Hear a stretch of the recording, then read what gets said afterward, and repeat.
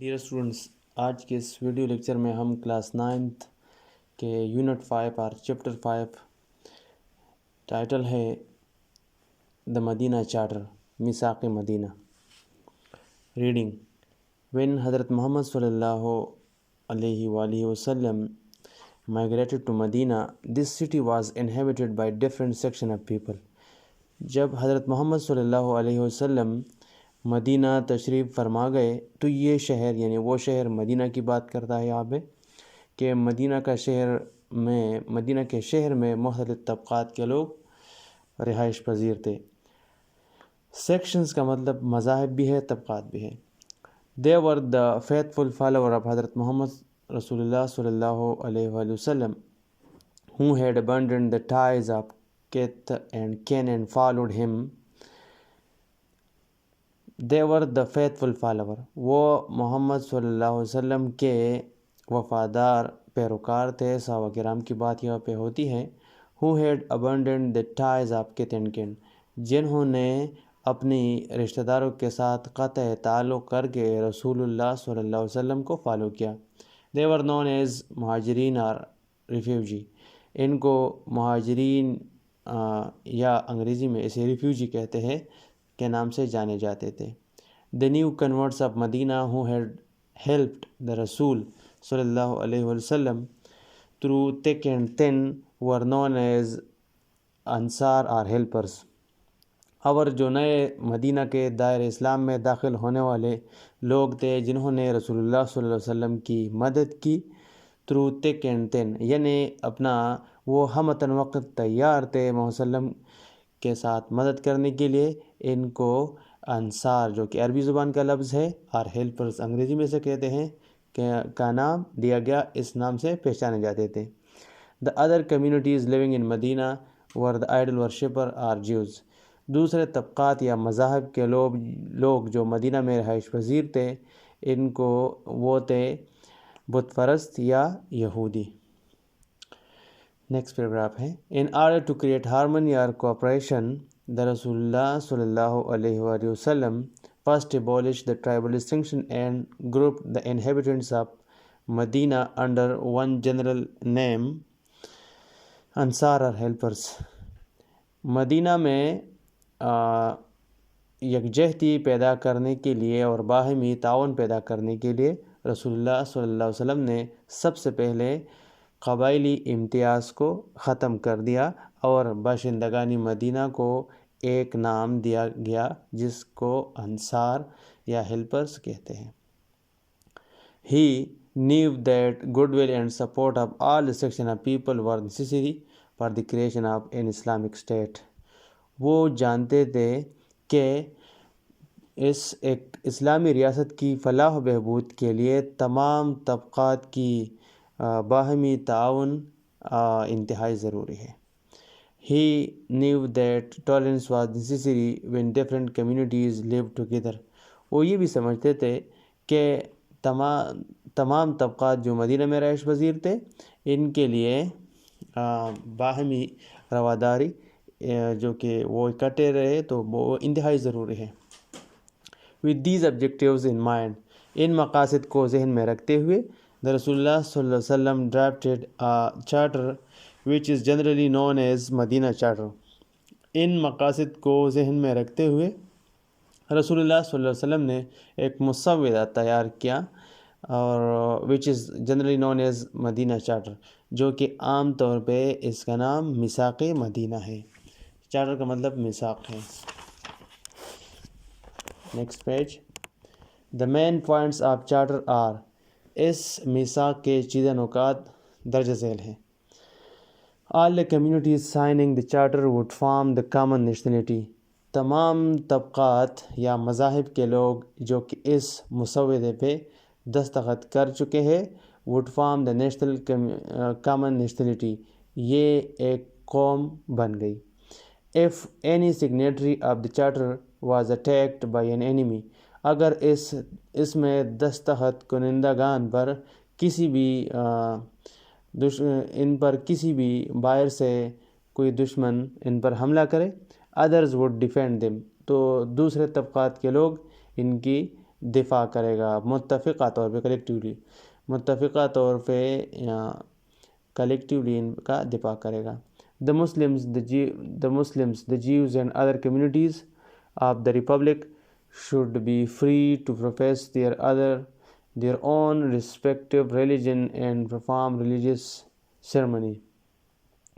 مسلمان ہو، یہودی ہو یا دوسرے طبقات کے لوگ ہو، اس جمہور میں یہ آزاد ہے کہ اپنے متعلقہ مذہب کے مذہبی رسومات ادا کرے منائے. Individual and personal offenses of trivial nature of any non-Muslim would be treated as such as no general liability would fall on the community to which the offender belonged.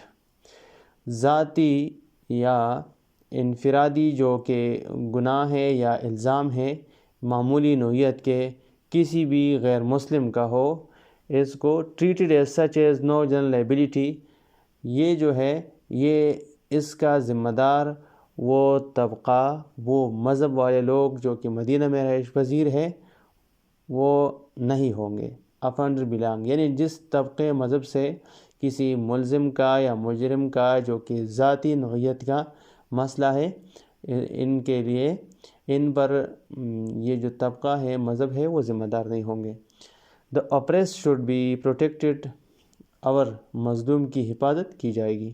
Henceforth bloodshed, murder and violence should be haram in Medina. آج سے مدینہ میں خون ریزی، قتل، تشدد یہ حرام ہے.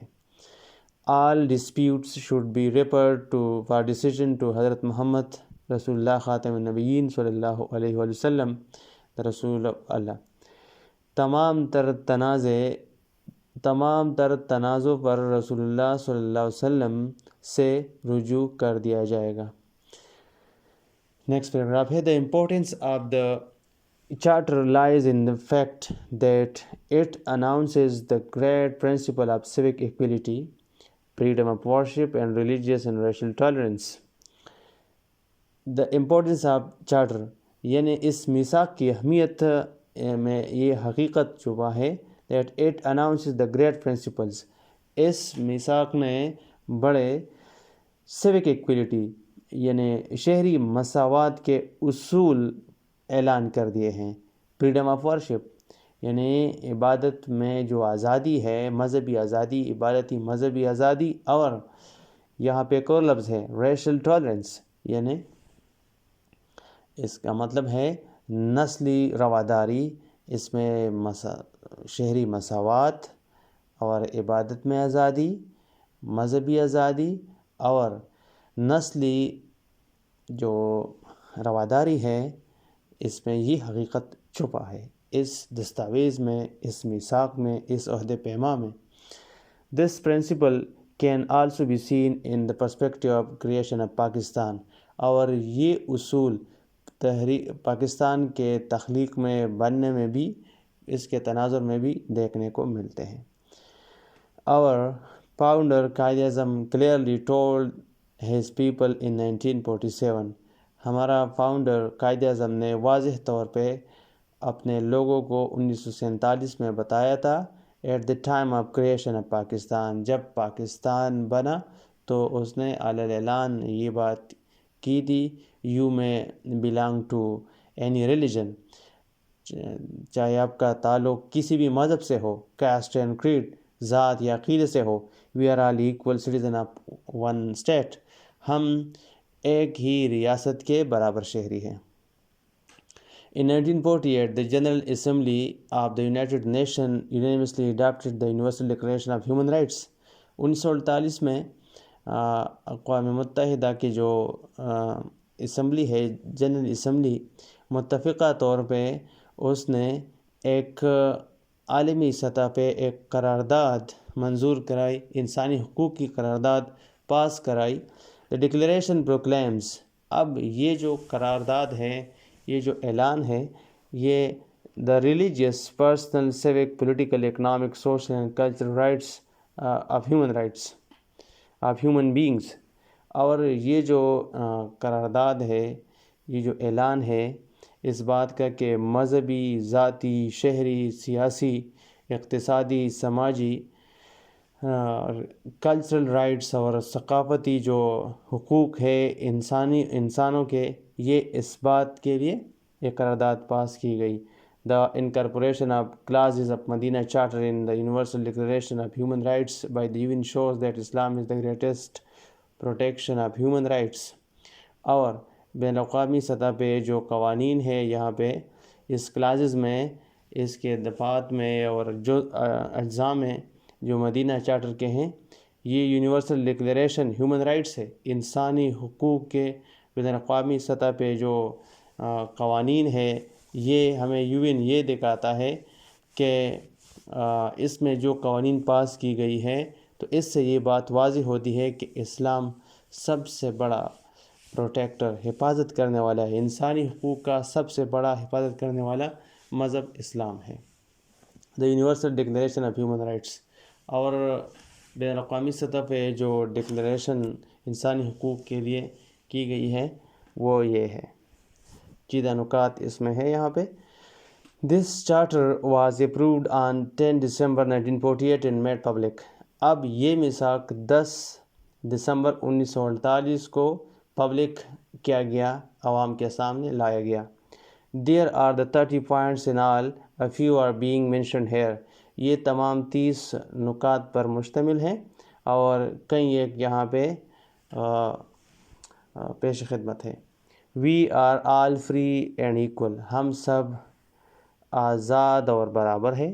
We are all born free. ہم سب آزاد پیدا ہوتے ہیں. We are all have our own thoughts and ideas. ہماری اپنی ہی ایک سوچ اور خیالات ہیں.